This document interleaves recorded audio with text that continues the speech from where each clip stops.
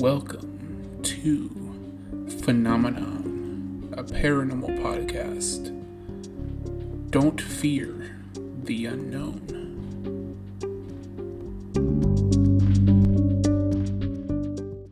Hey everyone, this is your host Anthony Avina. Welcome to Phenomenon, a paranormal podcast. We have a very special episode for you guys this week. My co-host Christina was able to sit down and talk with none other than Dalen Spratt, 1/3 of the infamous ghost hunting trio, the Ghost Brothers. The shows from the Ghost Brothers can be found on Discovery Plus or the Travel Channel. However, this week we had the very special opportunity to talk to Dalen about his independent work on his YouTube channel, in which he has started a brand new series called The Graveyard Shift. So I am going to let Christina take it from here. Please enjoy this very special interview, and we'll see you afterwards. And I'm here with my co-host Anthony, and thank you for tuning back into the Phenomenon Paranormal Podcast. We have a very special guest today. And when I say very special, I know our listeners are definitely going to be excited about this. We are talking with Dalen Spratt today, one of the founding members of the Ghost Brothers. How's it going, Dalen? Oh, man, I'm doing wonderful. Thank y'all for having me on. Oh, man, it's our pleasure. I mean, we love the show. We love Ghost Brothers, but we have been very eagerly awaiting every new episode of your new YouTube series on the Graveyard Shift. So I would say we're definitely graveyard shifters. See, I appreciate that. And you know, and the Graveyard Shift genuinely just started because I was sitting around and I was like, dang, it's too much time in between seasons of Ghost Brothers. Right. Like, literally every day we get messages like, when is Ghost Brothers coming back? When is Ghost Brothers coming back? And people just, it's hard to explain to people that, you know, when it comes to television, we have no say-so in stuff like that. Right. You know what I mean? Like, we just have to wait until, like, it's our turn again. Right, to come up again. And it just leaves so much free time. And I don't know, I just wanted to find a way for me to stay involved in the paranormal and provide content for, like, all of our supporters in a way that was inexpensive. So, right. You know, people be trying to charge you to come to haunted locations. Oh, trust me, I know. Oh my gosh. And then when they find out that you're like on a show like Ghost Brothers, they automatically think that now there's a budget. Oh, of like, course, yeah. No, it's just me, guys. It's not the TV crew. It's me and my iPhone. Right. Yeah, but I just realized I was like, graveyards. There's a beautiful graveyard, probably like a block and a half away from where I live. And I drive past it all the time. And I was just like, I've never just recreationally gone to a graveyard and done a spirit box session. Like, I wonder, like, what would that be like? And yeah, next thing you know, we got the Graveyard Shift. So it's just dope that people are like really taking to it. I love the concept of it, you know. It's so cool. We love graveyards too. So, you know, when we saw you were doing this, we were pretty excited and we're like, yeah, this will be cool, you know. So, right. And two, we do paranormal investigating ourselves. So knowing that, like, you always want to be out there doing it. Like, if you're really into it, you're like, don't want downtime. Right. I kind of equate it to a musician who wants to always be on tour, you know? Right, exactly. Yeah, so I'm really glad you started doing it, and it's been fun to watch. So fun to watch. And let me ask you, I was going to ask you what got you started, and that was a great explanation, so I'm glad to hear that. But for our listeners' sake, I did want to ask you what your own first personal paranormal experience was that got you into the paranormal. Yeah, so for me, it was early on. I had to be probably like around 7 or 8 years old. I was visiting my grandmother in West Texas. She stayed in this small town called McCamey. And it's one of those towns where literally everyone knows everyone. Right. And during this time, I had an older cousin who was probably like 21 at the time. And her and her best friend was dating a guy. And they got into a domestic dispute. He shot her and he shot himself. Oh, wow. So, yeah. Blessings that she ended up surviving. He ended up dying. Wow. And so remember, like I said, everyone in this town knows everyone. So I just so happened to be out there this spring break or summer, whatever it was, this break that I was out there with my grandmother. So we went to go view the body. So her and her friend, my grandmother and her friend, took me to the funeral home. And I'll never forget, I walked in, and at the front of the church was this casket. And inside the casket was this young man, and he was wearing a light gray suit, white shirt, and a skinny black tie. And I remember like it was yesterday. And I remember my grandmother's friend just asking me, Dalen, have you ever touched a dead body before? What? I'm 7. I was like, no. Yeah. Right? That's heavy. This lady picks up my hand and she puts it on the chest of this young man in this casket. Oh. And I remember just looking at my grandmother like, first of all, you're too old to be hanging around bad influences. Like, that's number one. But right? But I jacked my hand away, and I just remember running out the church screaming, like just horrified.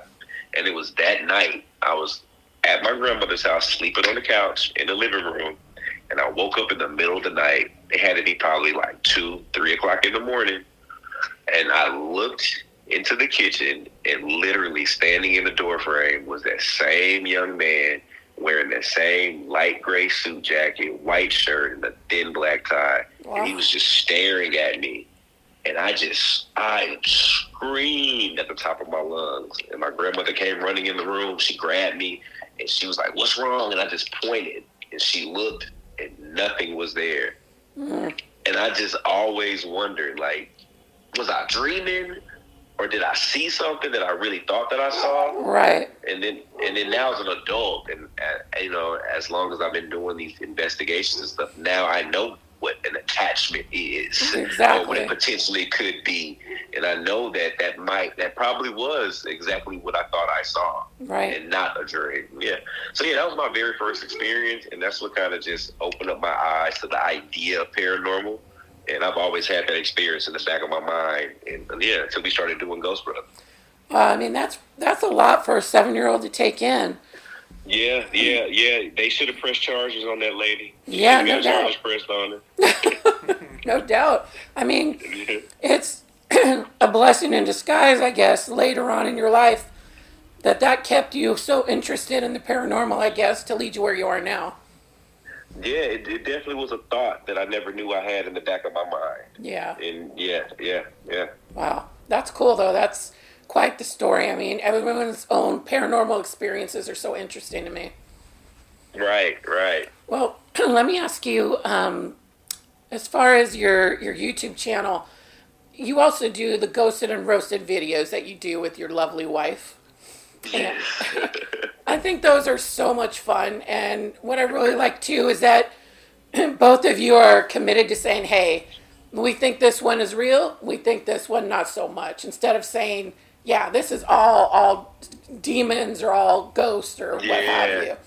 And obviously we've seen you also on the show with Jack Osborne, checking out the videos.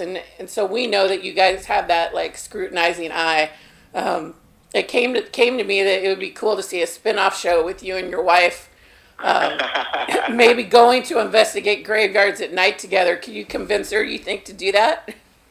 So we've been talking. Really? Stacy is 110% against paranormal stuff. Like, she does not fool with it at all. Really? Like, I think she's maybe only come to one convention with me. Oh. Maybe once, just once. Like, we've been together the entirety of me doing Ghost Brothers. So, like, she just does not fool with it. And I guess it's good because, like, I know she doesn't, I was going to say it's good because I know she doesn't want me just for being a Ghost Brother. But she's been knowing me way before. We met like 20 years ago. But she's just been totally against it. But ever since she's been doing Ghost of the Roasted, she sees all the love that she's getting from all the supporters. Yeah. Now she calls herself a paranormal investigator. I'm like, I saw that on one of the videos. That was cool. No, yeah, she literally walks around the house all day long calling herself a paranormal investigator. And I'm like, I love you it. do that one more time, you're going to have to really go on an investigation. Yeah, that would be so awesome to see. Yeah, so I'm going to bring her out. We're going to do it. I think she needs to be initiated maybe on Ghost Brothers, and then that would lead into the spinoff. Exactly. It's funny because you mentioned something about being charged to go investigate these, these locations. And it's one of my frustrations, too, out where we live, because we have so much haunted history where we are and some great locations. But again, like, you want to go do something and they want to charge you, $1,000 here, this much here. And it's like, we don't have that budget. But, to me, the idea of graveyards is really cool. And we have some cool ones here where we are, where, there was a huge mining explosion at this one location. And it's this really weird, situated in the middle of a neighborhood, small little cemetery that has all this activity. And then we have a big, huge, very popular cemetery that's supposed to have a vampire remains in there. So, some cool locations, right? So, the idea of going there and doing this kind of thing is really intriguing too to us. So, to me, what is, aside from being charged, all of this money to go investigate locations, what other pet peeves do you think you have in the paranormal field right now that you can, share with us? I don't know. It's a little bit different for me, just because, like, it's a blessing for me, but it is different. I am blessed enough to where I do have the backing of a television network. Right. So a lot of the issues that the average person may bump into, like you said, trying to get a location, get in contact with someone, get access to places, I don't really bump into with the show. I haven't really, tried pulling anything by myself, but just with the backing of the show, yeah. But also with the show, it comes a lot of red tape. It's a lot of stuff that I can't do in my personal time. Yeah. You know what I mean? That's another reason why I'm just doing graveyards. Because it might be an issue if I went out and started investigating locations on my YouTube channel. Right. Because then it's now like I'm directly competing with my own show on television. Yeah, that'd be tough. So it's like, it's all of that red tape that gets frustrating. But you just got to kind of walk the fine line.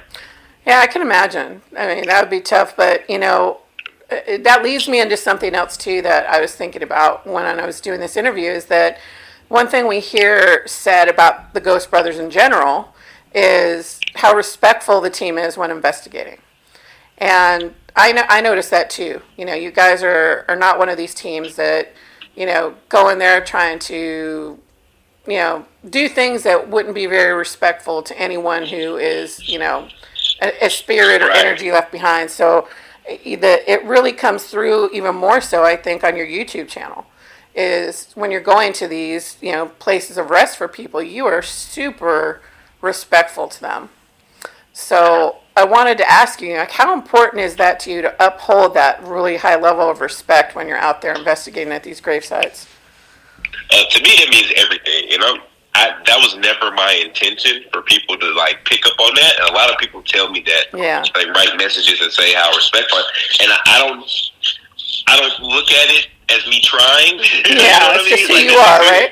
Yeah, that's just who I am, and I just feel like I'm in their space. Just like if I was to go into any other neighborhood. Yeah, you know what I mean? Like I would, that I'm not familiar with, or someone doesn't know me, I'm going to go in with the same type of respect, because I don't know what, they have the upper hand. Yeah, you know what I mean? Course. Like, alive or dead. If you go into the graveyard, if you go into the east side of Chicago, they have the upper hand. Like, yeah, of course. You are an intruder. So, all you can do is be respectful. And I just feel like I always say that spirits were people too. So absolutely. You really are dealing with people. Yeah. It's just another version of them. That's literally what I say all the time is, when people are afraid in situations like that, I mean, you're literally dealing just with people who aren't here, right? So. Yeah. So, it's just, going back to that mantra, treat people how you want to be treated. And I just feel like, yeah, anytime. And then it's like you catch all these sayings, but you catch more flies with honey than you do with vinegar. Like, be nice. Like, you wouldn't want someone coming in your space being loud and aggressive and talking crazy and then expect you to communicate with them. Exactly. Like, You literally have said several of my old sayings that I say all the time. Yeah. Oh, that's funny. Let me ask you too. I actually forgot to ask you when we were talking about Stacy, but what do you think your daughter is going to do when she gets a little older? Do you think she's going to be wanting to go along on investigations with you? I don't know. She's definitely a daddy's girl. Like, she's attached to my hips, so I'm curious to see. But I don't know if I want her to, though. Really? And I deal with that. I think about that a lot. Yeah. I think about that a lot. Like, Stacy is cool. She's grown. She's an adult. She's lived life. Right. Like, she can make her own opinions and all of that stuff. But my baby, I don't know. I don't know. And then she's at that age where she can't fully, like, communicate to me, right, articulate what she's only one. No, of course, so, yeah. I don't want her, like, dealing with something that she can't express. You right. know what I'm saying? Like, exactly. I don't know. No, that's true. I mean, as a parent, you definitely worry about that stuff. And, I mean, maybe definitely past the age of 7 like you were, if she's going to get involved, right? Before she touches her first dead body. Yeah. Got to be older than 7. Thank you. Exactly. I think I was 16 when I dealt with something like that, and that was too early for me. So yeah, I understand. I feel for you. Okay. So now you have come across a lot of celebrity graves when you've been doing the graveyard shift. Can you tell me if there was one celebrity whose gravesite you can visit and do a spirit box session that you haven't yet? Who would that be and why? It's so many because we're just starting. Oh, yeah. So many people on the list. I really enjoy, so like the Bonnie and Clyde episode that I did on my page was really dope for me. Oh, yeah, that was cool. Yeah. Yeah, I enjoyed the 1930 gangster bank robber era. Like, everybody that, like, my personal close friends and family, like, they know that, like, I'm overly obsessed with, like, John Dillinger and Pretty Boy Floyd and Bonnie and Clyde and Ma Barker, like, all of those people. So I plan on doing it, but yeah, I want to do, like, a whole gangster series of going to, like, all of their graves, and then that would be cool. Hearing their story. Yeah, so I'm dropping an episode tomorrow, Friday, with Beanie Siegel. Oh, Siegel. Really? Yeah, the mobster. Yeah. Oh, that's cool. So we got some cool stuff happen when I was trying to get in contact at his resting area. So yeah, I want to do a whole series of like gangsters and mobsters, and then maybe like a movie star series, and then maybe, like, you know what I mean, like so many different people. You know what I'm hearing, right? Because this is all, you have so many good ideas to go with this that I guess this begs the question, right? So all of these things could literally be its own series, as I'm sure you realize, that goes beyond YouTube. But would you want it to? Because then, like we talked about earlier, you relinquish that, okay, it's my show, it's my thing, I do what I want.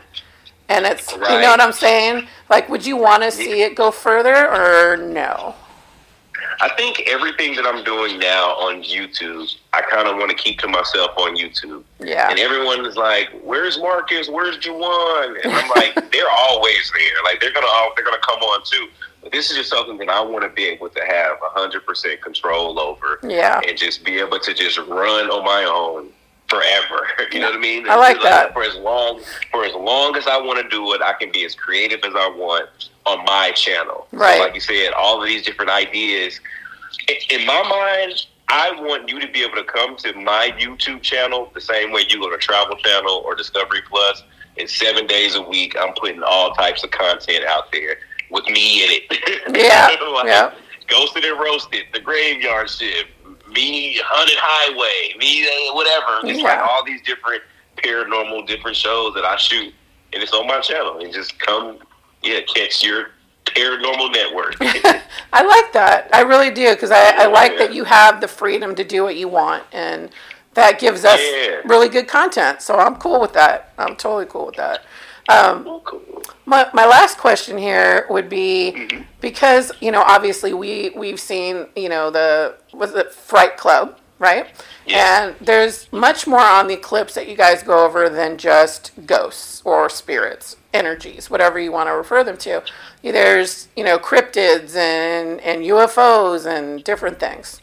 So you personally, do you have a separate interest in ever investigating that kind of stuff, or do you just want to stick to the kind of stuff you're doing now in the paranormal realm?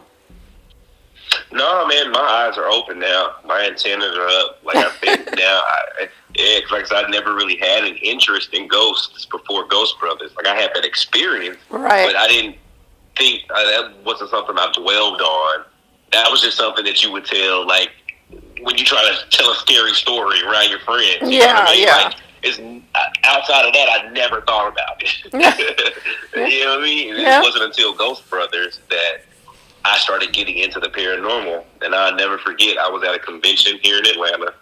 I forgot the name of it.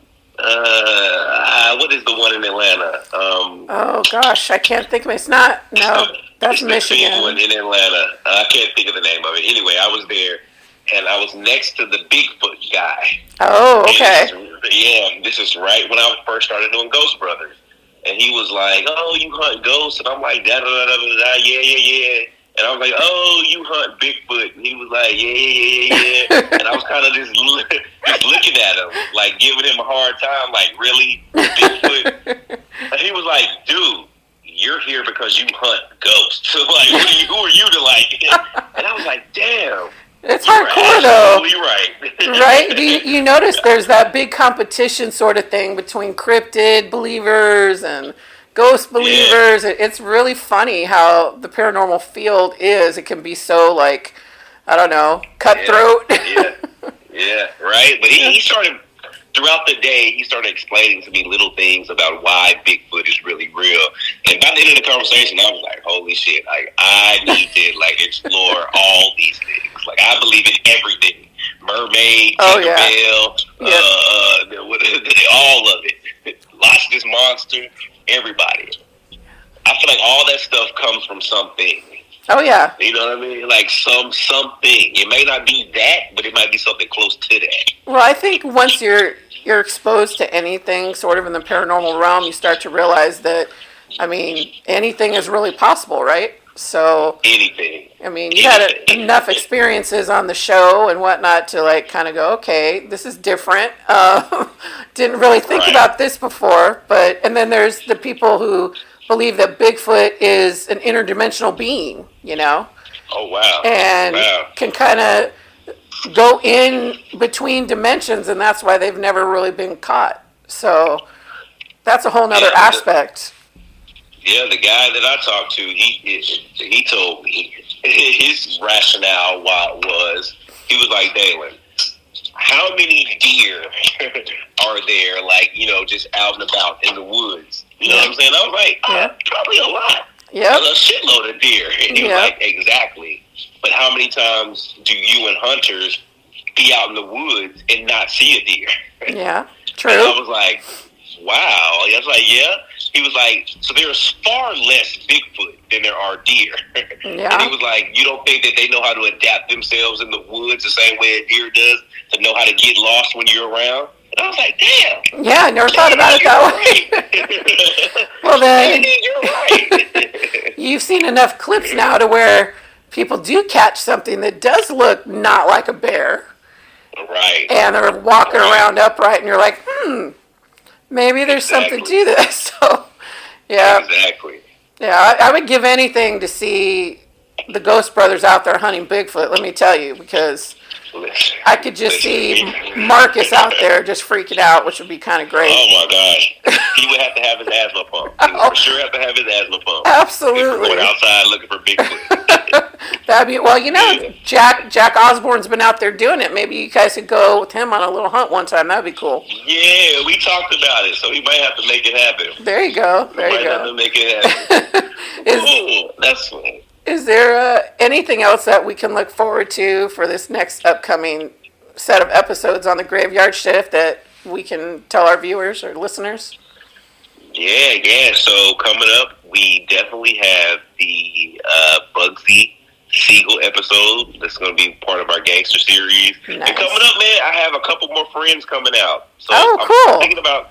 Yeah, I want to. People really like me bringing my celebrity, quotes, friend Anthony on the episode. So I was like, maybe it might be cool for me to start bringing other people in my life who have no interest or background in paranormal, just to get their opinion. That's what Anthony and I, my co-host, were saying when we saw that episode. It was kind of cool to see him out there with you and see him go from, well, I'm not really sure about this, to really like experiencing some stuff. It's always cool to see a skeptic or maybe someone who's not so sure like go through something and then they're like, wow, Exactly. So yeah, I'm probably gonna bring out a couple of my close people, and then get Stacy out on the episode for sure. Oh gosh, so be on the lookout for that. We need to do that for sure. I would love that, and give her our best, please. I definitely will. We love her participation in the channel, and look for more. And I thank you again for stopping by the Paranormal Podcast here, and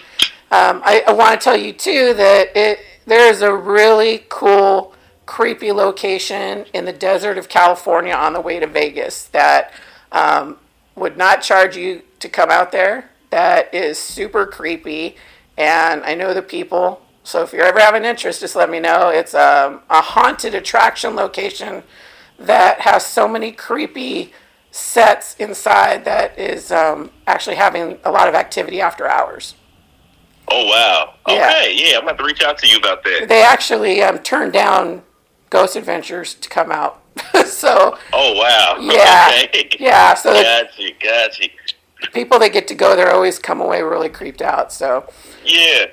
Well, I appreciate that. Yeah, for sure. Thank y'all again for y'all's time and having me on. I appreciate y'all. Totally our pleasure, and we look forward to the next episode. Can't wait. All right, for sure. All right, take care, Dalen. All right, thank you. All right, bye-bye. Bye-bye. Cool. All right, I don't know how to shut it off. All right. But, cool, that's perfect timing.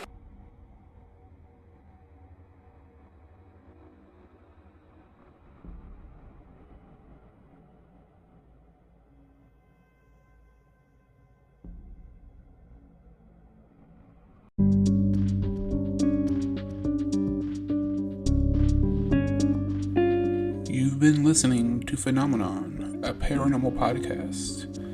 My co-host Christina and I want to thank you for listening to this week's episode. Are you experiencing the paranormal? Have you seen a UFO in the sky? Do you think Bigfoot's sticking around in your trash can at night? If you have a story to tell us, feel free to email us at the email in the description below, or you can follow us and send us a message on our social media pages.